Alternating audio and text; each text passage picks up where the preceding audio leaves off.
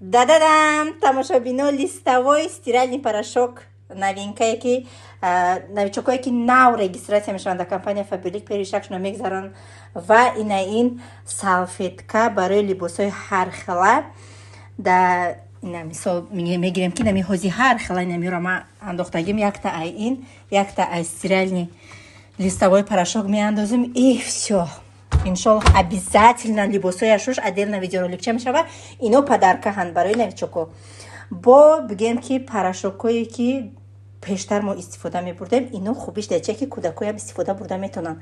Бо инаи бигем ки аҷоибот порошокои компания Faberlic қати 5 наводителош, кондитсионеро, чизое ки ман истифода мебарам дар зиндагим.